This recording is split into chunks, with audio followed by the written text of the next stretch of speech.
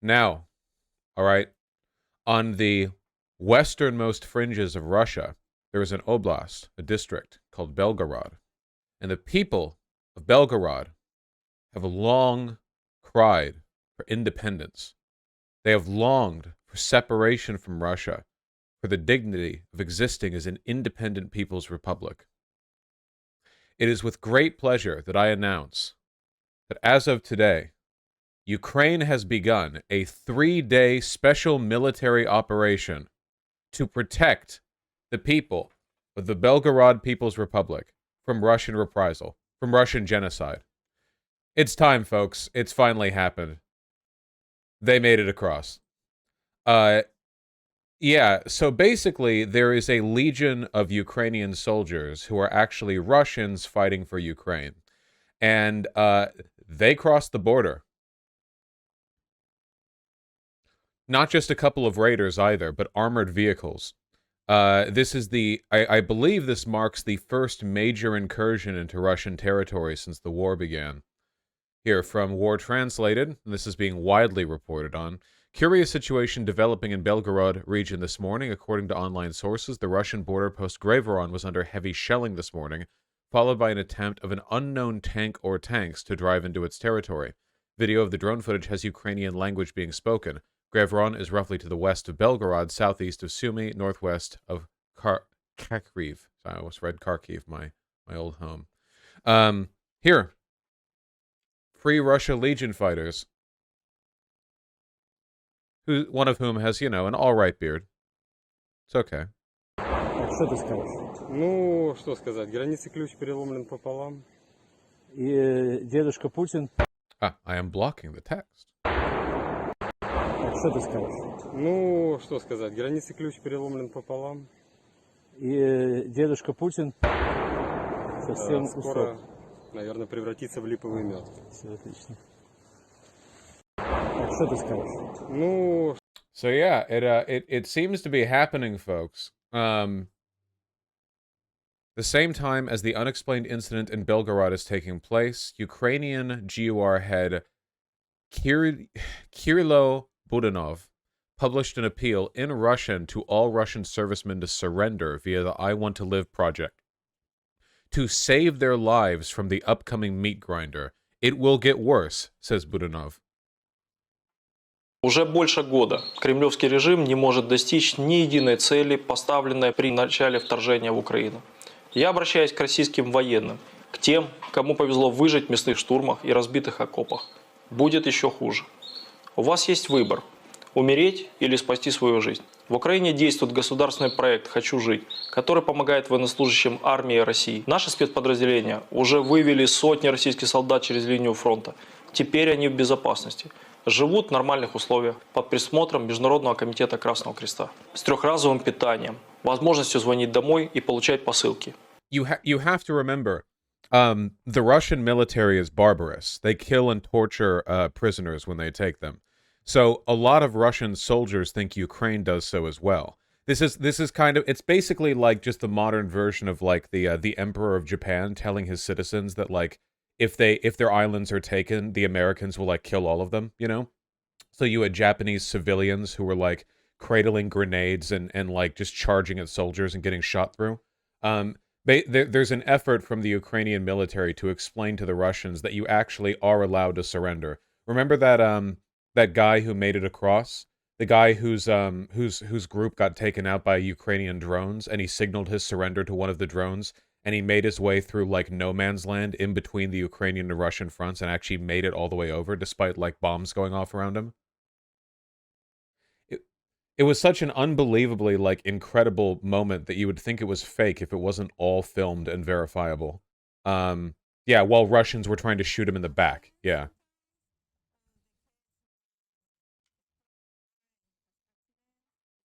Все они оформляются как попавшие в плен в бою. Поэтому в России им продолжают начислять и боевые, и зарплату.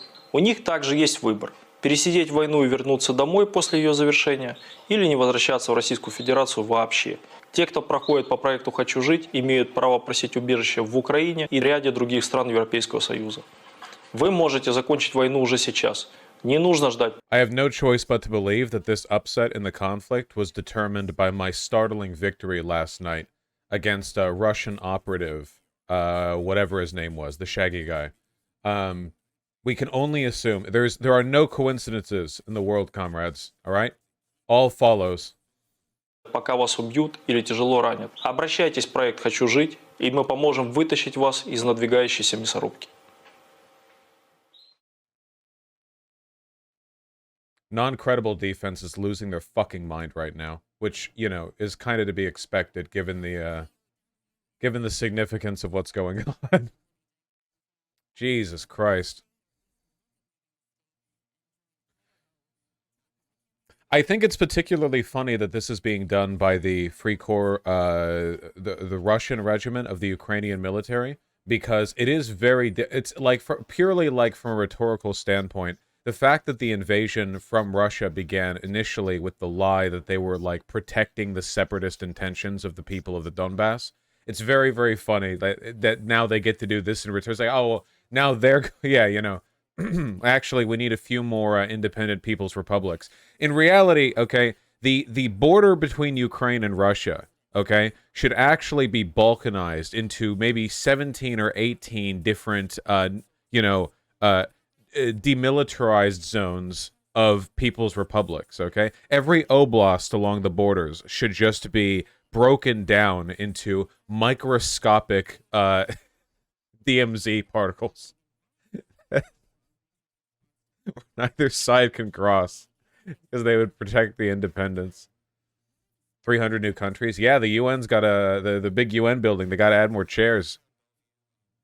Every town should be its own city-state. I agree. Every man a People's Republic. Russian Huey Long. True! Just like, oh, what's the population of this oblast? 40,000. Okay, 40,000 new People's Republics. All right, everyone, you're all homesteaders now. Choose a plot of land. Vosh, it's actually a huge challenge for researching the modern history of Japan. Is that the position of the emperor is highly informal and extremely secretive and reclusive, and all the personal archives of the emperors are destroyed, so Hirohiro is basically someone who will know indirectly. Well, I mean, yeah, when I say the emperor, it could have been, like, the military dictatorship as well. Yeah, I mean, broadly, like, just in terms of, like, the unwillingness to surrender, yeah. The UN would have to build a whole new building, just, like, annex another couple of, yeah, just add floors, you know. Yeah. I don't think this was a coincidence. Wagner captured Bakhmut earlier. Yeah, it seems like the reports, even Zelensky is claiming that Bakhmut has been taken, but as far as I can tell now, Bakhmut is basically a perfectly flat stretch of land. That, like, Bakhmut looks like somebody got tired of their city skyline build and, like, spammed the meteor button over and over again. So I don't know what there isn't really a Bakhmut anymore, right? Like, at what point does a city just stop existing? Like, you can stop marking it on maps, because I feel like Bakhmut is around that point. What was it? Hold on. It's insane. Yeah, it's been raised. It doesn't exist anymore. Hold on. Yeah, here we go. Here's the Wagner Nazis, I think. Or is this just regular Russian troops? But you can see in the background, like, they probably chose the best part of Bakhmut to show off in the background. And even this area of Bakhmut is destroyed. So it's like, yeah, I don't know. Ukraine claims that they took heavy casualties in taking it, which makes sense. I just don't know what, like, logistical value there is to this now, apart from, like, a bunch of holes that you can hide men and equipment in while trying to move them across the land, which is admittedly a valuable thing, you know, for a military. They're certainly not going to be getting any, like, refreshments here. The winning Bakhmut advance hasn't even been that far. Into Bakhmut, you mean? No, New York Times article, I've reached my limit on free articles. No, I really have to fix that. Map of all the future people's republics on the border. Yeah, exactly. This is what we need. Yeah. This is what I'm talking about, okay? Listen, I'm not suggesting that we invade Russia. That's madness. That's insane. I'm saying that we protect the intentions and interests of the various people's republics from Russian reprisal. You know, I think that's fine. I think that's normal. I've gifted the article. Yeah. How do you do that? Unlock article code. Oh, thank you. That's very nice of you. Tracking the Russian invasion of Ukraine. How Russia advanced on Bakhmut in its months-long assault in the city. Russia claimed victory in Bakhmut on Sunday after nearly a year of brutal fighting in one of the longest and bloodiest battles of the war amid ongoing Ukrainian counterattacks. What is the death count in Bakhmut?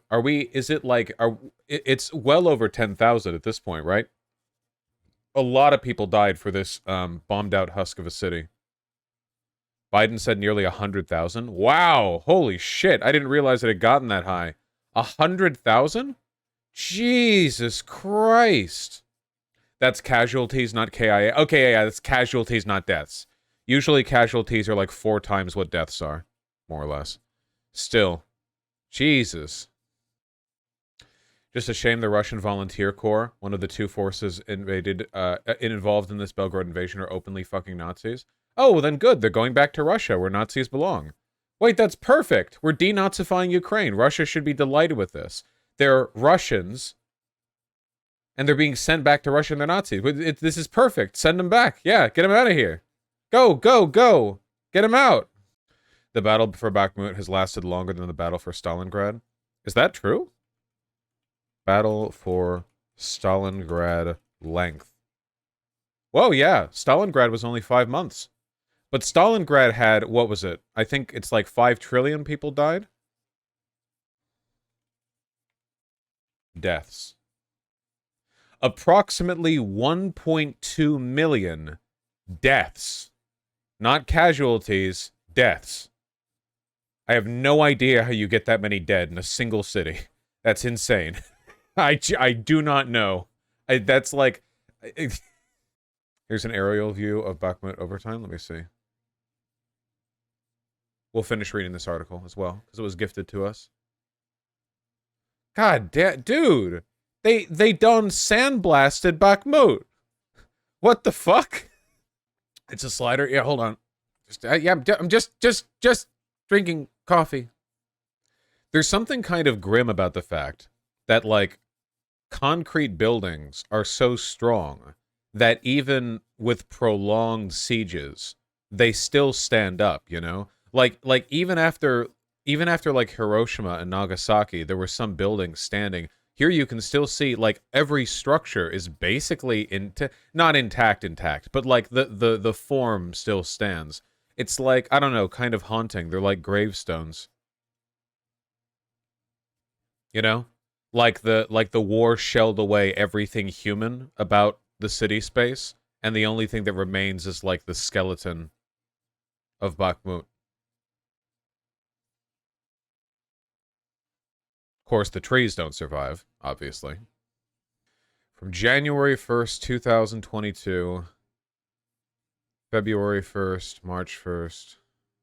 Despite the high cost, Kyiv maintains that defending Bakhmut for this long has bogged down the Russian army, providing Ukraine with valuable time to train and rearm its own troops for a coming counteroffensive.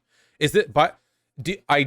Okay, I could be wrong, but I don't think the Russian Ukrainian Free Corps going into Belgorod, I don't think that's the counteroffensive. I think... I wonder how much, like, direct... That's a distraction. Yeah, well, it's certainly going to get a lot of attention. I mean, I'm talking about it. I would have thought the trees would survive unless directly hit. Well, I mean, trees are more flammable, right? Also, like, concrete is many times stronger than wood. An artillery shell going off near a tree can blast it to splinters, but concrete stands up pretty well.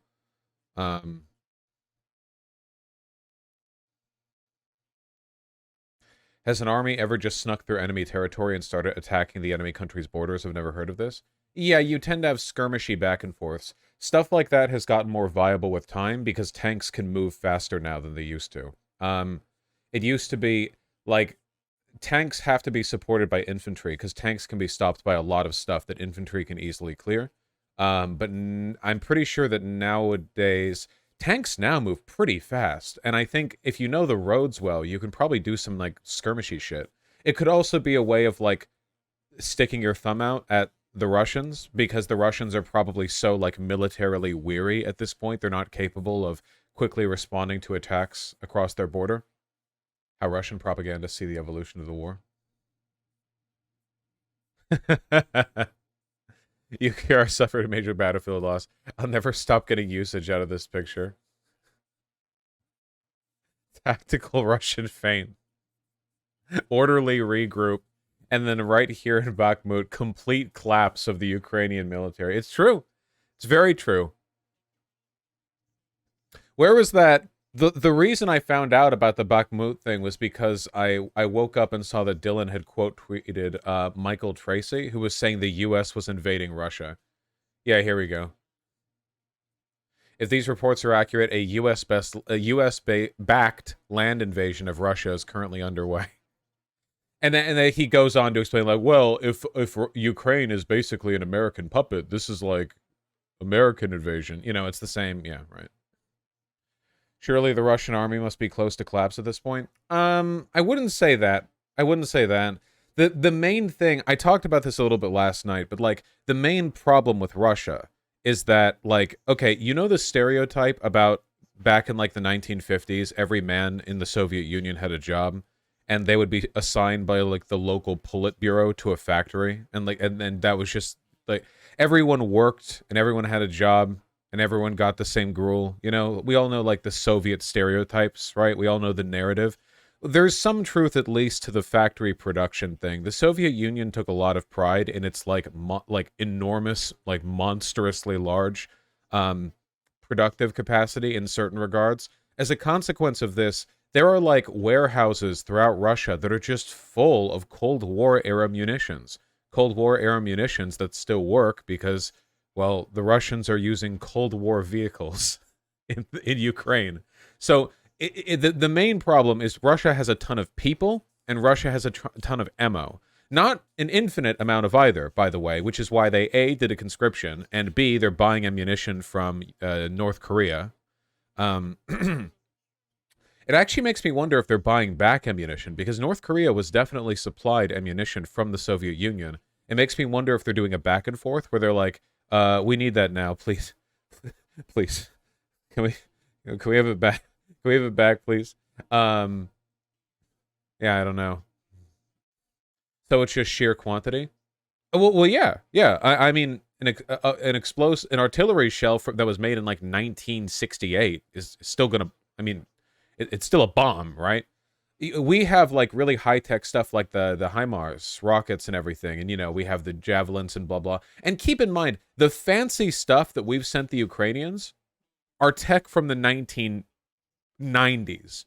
Like, be clear on that, okay? The stuff that we're sending them is incredibly advanced compared to what the Russians have, and it's 3 decades out of date from our guys. I'm sure that somewhere in Nevada there's a army warehouse full of people testing, like, laser batteries or whatever. There's a reason we don't have free healthcare. Okay, there's a reason for that. Now, what I've said is a big problem is that, you know, expensive advanced military equipment takes a lot of time and training and money to maintain and use, not just to build, which means that it can be kind of difficult to get Ukraine on board with it because they're facing down, like think of it this way, okay? Imagine if they're, you know, you're under attack and they're like, all right, okay, we're ready for you. We're going to give you the highest quality ceramic plate armor. Here's a bulletproof helmet. Here's, like, a modern, like, ultra advanced, like, army military rifle. You are literally as prepared for war as any dude can be. And your opponent, 20 guys with AK-47s and no armor. You'd probably lose, right? Like, the shit you have on you might be worth more than 20 AK-47s, but you'd still lose that fight. That's the real concern. It's literally just a quality-quantity thing, which is why I think we should build an arsenal to democracy and just make...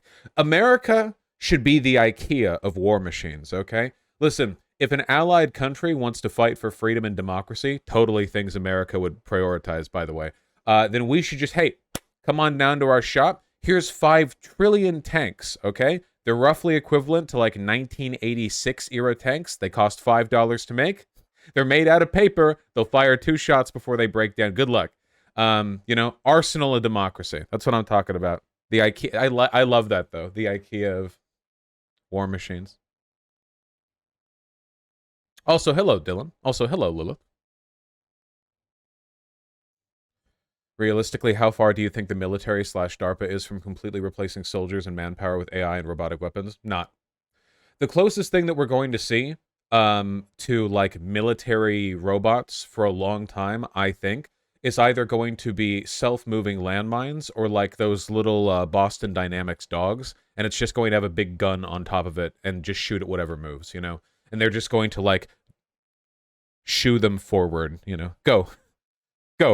You know, I think those are from what I've read, like those are the only two things that I've heard are like reasonable uses of approximately modern tech. You know, maybe it's a bit in the future, but I think that's like doable. In terms of like what a soldier has to do, moving, capturing territory, so on and so forth, that's still a human job, unfortunately. Hey, Zan. All my good friends are here. When will we be able to do Revengeance IRL? You mean like Zelensky's in Wait, who has wait, hold on. Who has Armstrong and who has in this example, wouldn't Armstrong be like an American senator who's involved in the Ukraine war because he wants to promote Raytheon or something? Like in this case, Jack would be a Russian and he would like protect Putin from an assassination or something, and Armstrong would show up at the last second, and it would be like John Delaney or some shit. I don't know. What has Zelensky said about this? About Metal Gear Rising Revengeance? I assume he likes it. Do you support female conscription? Hell yeah! Get those bitches out there. Reviews of the Russian border just dropped? What?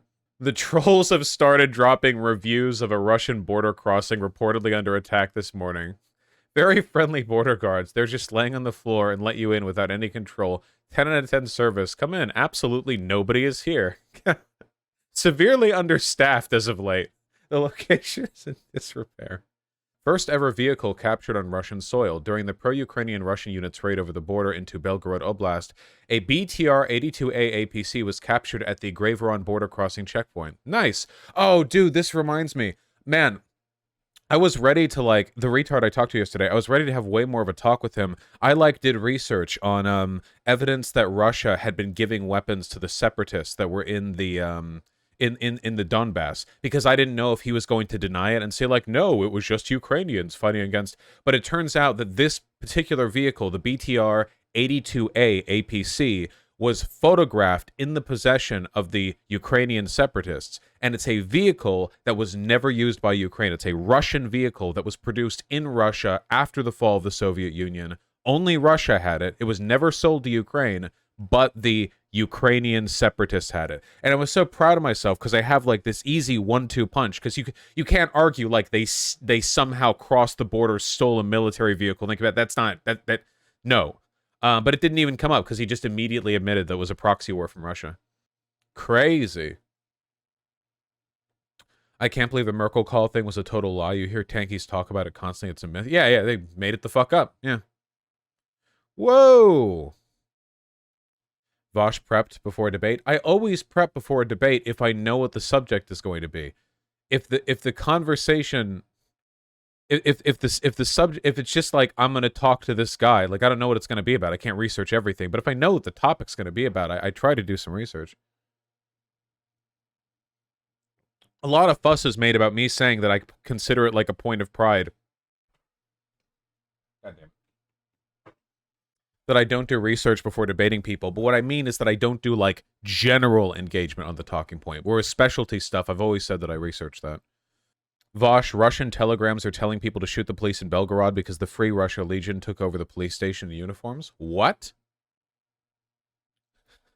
Russian telegram mood re-Belgorod. Quote, they took a police station. Shoot all the police. Shoot all police. What? Wow, it really is a comrade, huh? That screams psyop. I mean, who the fuck knows? There's never been a more recorded war in world history. Not even close, you know? The closest before this would have been, what, Syria? What would have been... What would have been the most recorded conflict prior to this?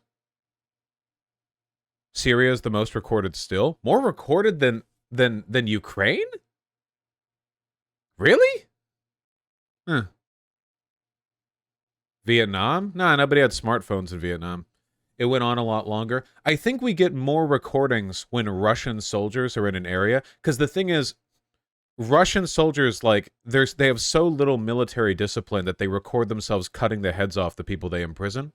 I think that for the most part, like, the U.S. military, which, by the way, does war crimes, I'm not saying they don't, but I think they exercise more discipline when it comes to, like, leaking.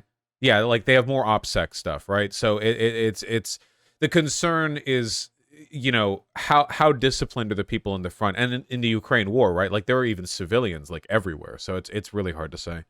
Thanks, RX Replicate. Oh my god. The US is a bit careful since Iraq, lol. Yeah. Hold on. We didn't finish reading this article that was gifted to us. We should be kind. Ukrainian forced retreat from... Oh, this is an earlier post. Okay, so this is like an update in the Bakhmut situation. Okay, gotcha. Thank you very much to the person who gifted it.